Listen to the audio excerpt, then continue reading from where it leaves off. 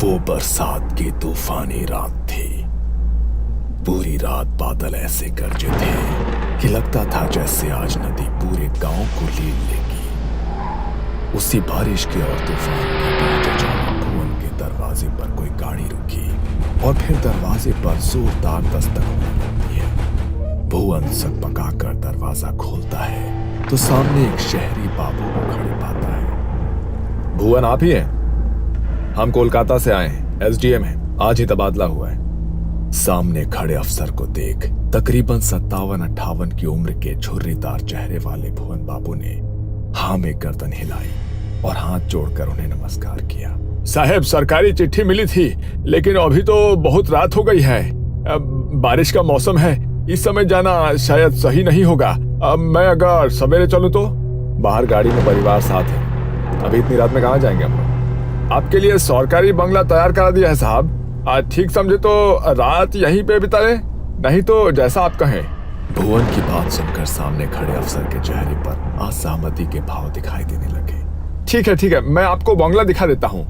इतना कहकर भुवन ने अपना पुराना ऐनक आंखों पर चढ़ाया और छाता लेकर घर से बाहर निकल आए। गाड़ी में बैठो, बाहर बहुत तेज बरसात है। साहब, नदी के रास्ते से जाना होगा।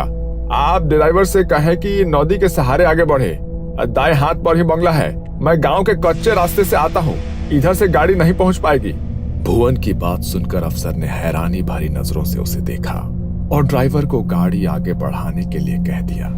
अजीब आदमी है, इतनी बारिश में पैदल जाने को तैयार है लेकिन गाड़ी में नहीं बैठा। वो बात नहीं है साहब, आप समझते नहीं है। गांव के लोग दिन ढले नदी पोखर नहीं टापते हैं, इसलिए वो रात में आने को मना कर रहे थे। गांव की कहानियां तो जानते होंगे ना आप। खैर छोड़ो, तुम जल्दी गाड़ी चलाओ, थकान से मेरी हालत खराब है। वो देखो भुवन काका। सुगंधा की बात सुनकर सभी चौंक कर नदी के किनारे देखने लगते हैं। सचमुच ऐसा लगता था कि भुवन नदी के किनारे किनारे चल रहा। ये लो, भुवन तो इधर से ही आ रहा है और तुम बोला कि ये लोग नदी पार नहीं करता। अगर इसी रास्ते से आना था तो हमारे साथ क्यों नहीं आया? लेकिन ये पैदल इतना जल्दी इधर कैसे आए?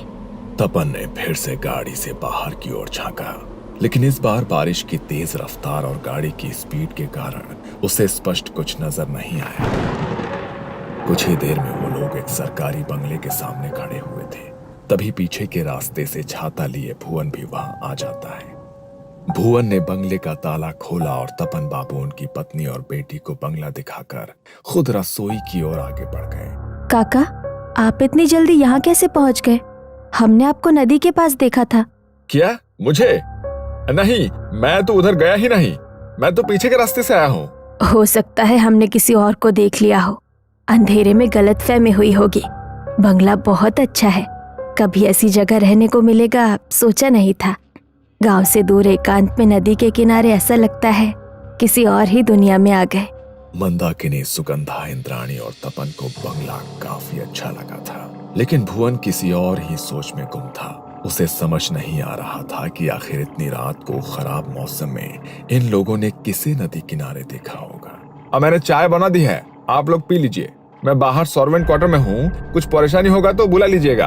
और हाँ, एक बात और, बंगले से नदी का किनारा सुंदर जरूर दिखता है, लेकिन आप उधर ना देखें तो बेहतर होगा।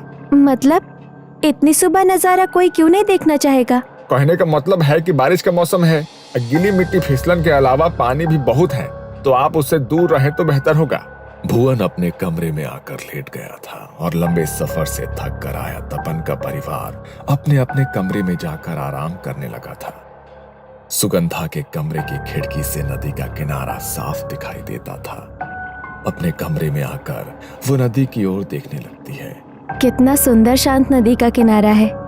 इंद्राणी, इधर तो कितना मच्छी होगा ना। मैं कल जाकर मच्छी पकड़ कर लाऊंगी और ताजा ताजा मच्छी भात बनवा कर खाऊंगी माँ से। लेकिन वो काका बोले थे नदी किनारे जाना सही नहीं है। तपन बाबू पत्नी के साथ कमरे में सोने चले गए थे और इधर दोनों बहनें अपने अपने कमरे में आराम करने के लिए आ गई थी। छोटी इंद्राणी तो बिस्तर पर लेटते ही सो गई थी, लेकिन सुगंधा न जाने क्यों देर रात तक अपने कमरे की खिड़की से बाहर नदी के पानी में गिर रही रिमझिम बूंदों को देखती रही। अगली सुबह सुबह नदी की तरफ कोई गया था क्या? हमारी हवेली के दरवाजे से नदी की तरफ मिट्टी पर पैरों के निशान बने हैं। सुगंधा, इंद्राणी, तुम लोग रात में उधर गई थी क्या? अब परिवार के सभी लोग तो घर में ही हैं। अब फिर इतनी सवेरे नदी पर कौन जाएगा? बच्चे तो अभी सोकर ही उठे हैं। अब कैसी बात करती हो? भुवन बाहर जाकर उन कदमों के निशानों को देखता है जो वाकई नदी के किनारे से हवेली के दरवाजे तक दिखाई दे रहे थे। ये किसी इंसान के नदी की ओर जाने के नहीं, बल्कि नदी से हवेली तक जाने का निशान है। क्या? ये कैसे हो सकता है? ये निशान तो... मैं जानता हूँ कि आप क्या कहना चाह रही हैं, लेकिन जिसके पाँव उल्टे हो उसके कदमों के निशान ऐसे ही न बनेंगे। भुवन के शब्द सुनने के बाद घर में सन्नाटा पसर गया था। सुगंधा और इंद्राणी काका की बात सुनकर घबरा गई थी। ये किस तरह की बात कर रहे हैं आप? अरे बच्चियां हैं, घबरा जाएंगे ना। बेकार की बातें छोड़िए और बाजार से कुछ खाने का सामान ला कर दीजिए, बच्चों को भूख लगी होगी। मंदाकिनी की बात सुनकर भुवन काका चुपचाप बाजार की ओर निकल जाते हैं। अगले 1-2 दिन ऐसे ही बीत गए थे। दोनों बहनों ने माँ के साथ मिलकर घर लगभग सेट कर लिया था। सुगंधा, इधर सुन तो जरा। जा बाजार से मछली लेकर आ, आज मच्छी भात बनाएंगे। और कहीं रुक मत जाना, अंधेरा होने से पहले लौट कर आना है। ठीक है माँ, मैं जाती हूँ। 16 साल की सुगंधा घर से निकली तो उसे नदी के किनारे एक लड़की दिखाई दी जो हाथ के इशारे से उसे बुला रही थी। तुम भी यही रहती हो क्या? सुगंधा की बात सुनकर दूसरी लड़की ने रहस्यमयी सी मुस्कान के साथ उसे ऊपर से नीचे तक देखा और हाँ में गर्दन हिलाती।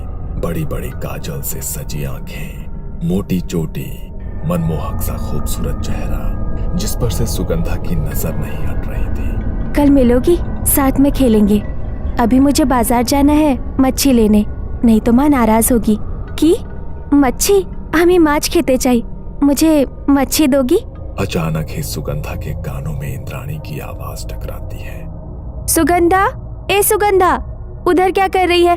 जल्दी यहाँ आ, मैं इस लड़की से बात कर रही थी। तुम्हारा नाम की? सुगंधा ने जैसे ही उस लड़की की ओर गर्दन घुमाई तो देखा कि अभी वहां कोई भी नहीं था। सुगंधा को कुछ समझ नहीं आ रहा था कि अचानक वो सुंदर सी लड़की कहाँ चली गई। हैरान होकर वो इंद्राणी के पास आती है। उधर अकेले क्या कर रही थी? माँ ने तुझे बाजार जाने को बोला ना? हाँ, लेकिन मैंने अभी एक लड़की को देखा, वो मुझसे बातें कर रही थी, फिर अचानक पता नहीं कहाँ गायब हो गई। बहुत सुंदर थी, कह रही थी यही रहती है। बातें मत बना, कोई नहीं था वहाँ, अकेले में पता नहीं क्या बड़बड़ा रही थी उधर। अच्छा सुन, माँ ने बोला है आते हुए कुछ मीठा भी लेते आना, और हाँ थोड़ा जल्दी जाओ। सुगंधा जल्दी जल्दी बाजार के लिए निकल गई थी, लेकिन बार बार उसके मन में उसी लड़की का ख्याल आ रहा था। बाजार से मच्छी और रसगुल्ला लेकर लौटने में उसे अंधेरा हो गया था। जैसे ही वो नदी के नजदीक पहुंचती है, उसे नदी के पानी में तेज हलचल महसूस होने लगती है। सुगंधा चौंक कर इधर उधर देखती है, आसपास कोई नजर नहीं आता। अचानक उसे तेज सड़न जैसी महक महसूस होती है, जैसे सड़ी हुई मछली किसी ने उसके सामने रख दी हो। सुगंधा ने अपनी चाल तेज कर दी थी, तभी उसे अपने साथ साथ किसी परछाई के चलने का एहसास होता है। सुगंधा चौंक कर पीछे मुड़ती है, लेकिन वहां कोई नजर नहीं आ रहा था। अचानक ही पेड़ से एक डाली टूटकर उसके सामने आकर गिर पड़ती है। तभी सुगंधा के कानों में एक आवाज गूंजती है, आमा के माछ दो। वो आवाज सुनकर सुगंधा के रोंगटे खड़े हो गए थे। उसने हाथ में पकड़ा सामान और तेज जकड़ा और अपनी चाल और भी तेज कर दी। कुछ पलों के बाद गुस्से से भरी हुई आवाज फिर से उसके कानों में सुनाई दी, तुम्हें आमा के माछ देबे ना? डर से उसका दिमाग सुन्न पड़ गया था। सुगंधा को होश ही नहीं था वो कब और कैसे वहां से दौड़कर अपने घर के दरवाजे तक पहुंच गई थी। दरवाजे को जोर जोर से पीटने पर जैसे ही इंद्राणी ने दरवाजा खोला, वो वहीं गिर पड़ी। किसी तरह उसे कमरे तक ले जाया गया, जहां उसने अपनी सारी आप बीती सुना दी। ये सब उस भुवन की वजह से हो रहा है, उसने ही डर बैठा दिया है दिमाग में। तुम आराम करो, अब से बाजार मैं जाऊंगी। बेटी की हालत ऐसी देखकर मंदाकिनी काफी परेशान हो गई थी।